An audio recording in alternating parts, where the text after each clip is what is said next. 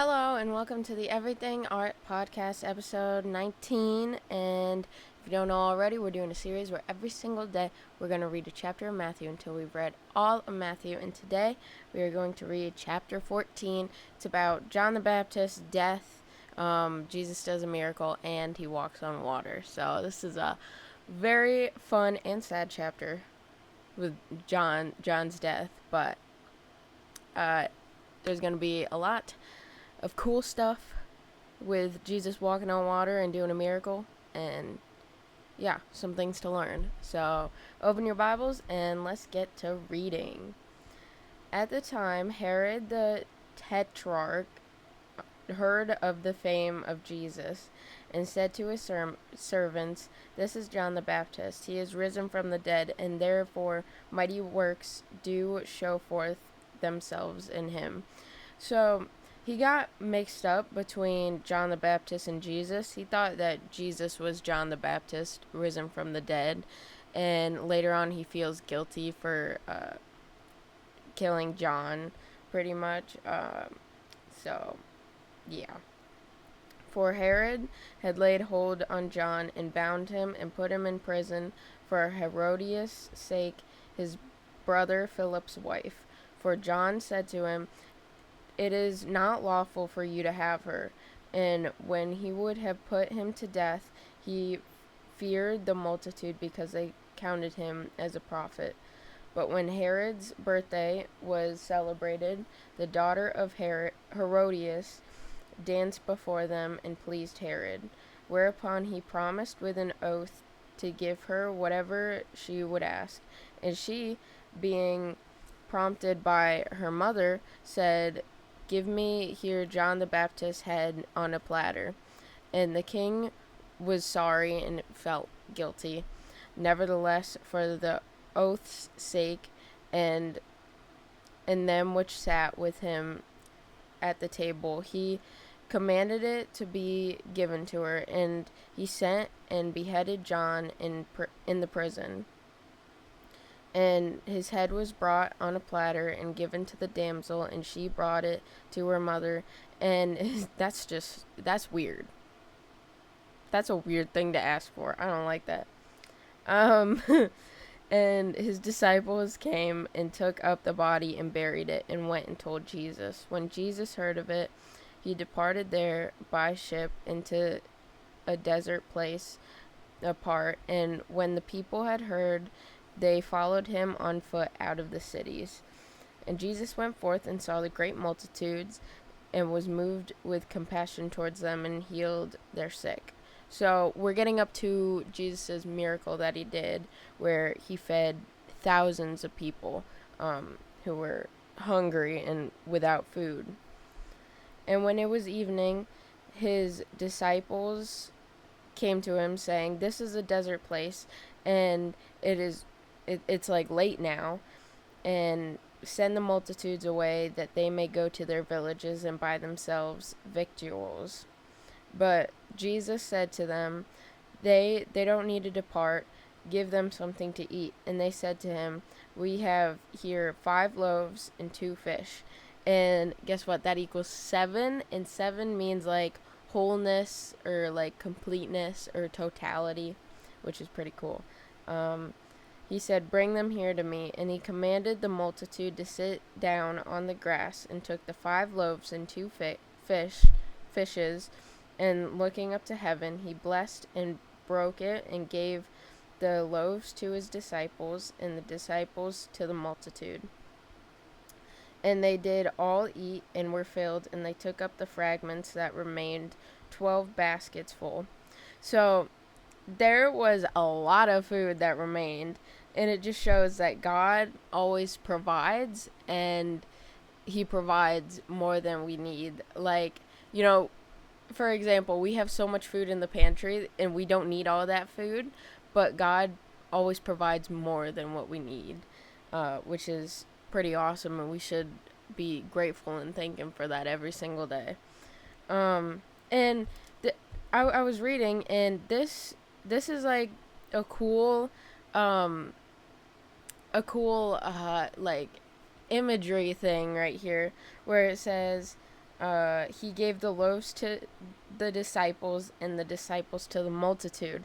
And it shows like Jesus teaches the disciples and tells them, about the mysteries of the kingdom and everything and the gospel and everything like that. And then the disciples share it with the multitudes. So it's a cool, like, imagery thing right there. It's a cool picture. And they that had eaten were about 5,000 men, beside women and children. And straightway Jesus compelled his disciples to get into a ship and to go before him on the other side, while he sent the multitudes away. And when he had sent the multitudes away, he went up to the mountain to pray, and when the evening was come, he was there alone. So we're getting to the part where Jesus is gonna walk on water. But but the ship was now in the middle of the sea, tossed with waves, for the wind was contrary. And in the fourth watch of the night, Jesus went into them, walking on the sea. And when the disciples saw him walking on the sea, they were troubled, saying, "It's a ghost." And they cried out for fear. But straightway Jesus spoke to them, saying, "Take courage, and be of good cheer. It is I, be not afraid." And Peter answered him, saying, "Lord, if it be you, bid me to come on the water." So this is like a test of faith for Peter, like if he is able to walk on the water and everything.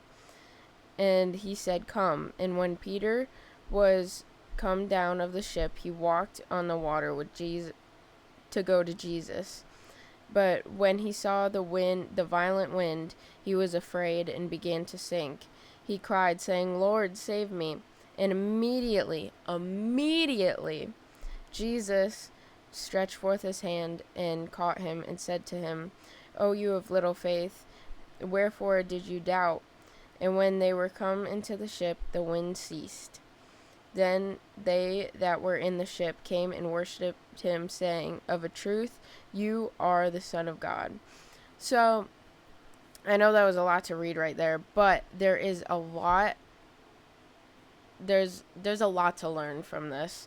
So, like, when we go through like hard times like this, let's say the tribulation is the wind and the waves and everything, and in your suffering it just feels like you're getting swept away by the waves, and there's so much wind, and you're in this boat, and it can be really, really scary. But that's when Jesus comes. Jesus is with you, and we do not need to be afraid. That's what he says, "Be courageous and do not be afraid," because he's with us, and we need to have faith. When we come to a test of faith, or a trial or a tribulation that tests our faith, like, we cannot get distracted by the winds and the waves and all the distractions, because as you can see here, when Peter saw the waves and the violent wind and everything, he got distracted and took his eyes off of Jesus, and that's when he started sinking. But what is really cool is when Peter cried out to Jesus, even when he was sinking, Jesus immediately saved him and caught him. And so when you are in the trials and in suffering and everything, call out to Jesus, and he's not going to let you fall. And he never fails, and he's right there with you. And he's saying, do not doubt. Like, you do not have to doubt. Just rely on him. Keep your eyes focused on him in times of trouble and everything, and he'll get you through it. So, and then it says the wind ceased. So after he called on Jesus, and Jesus saved him and everything like that, the winds and the waves calmed down, and they were fine and safe. Verse 34. Also, don't fall into temptation. just keep your eyes on Jesus. Whenever you're tempted too, it's good to keep your eyes on Jesus. And when they were gone over, they came to the land of, Gennesaret, I think. And when the men of that place had knowledge of him, they sent out to all country round about, and brought to him all that were diseased, and besought him that they might only touch the hem of his garment, and as many as touched were made perfectly whole. So Jesus healed even more people. Like, he healed so many people while he was here on this earth, and he had compassion on many, many, many, many people. And that's pretty cool. So, yeah, that is the chapter. Jesus walking on water is like one of my favorites for sure. I think it's just so cool.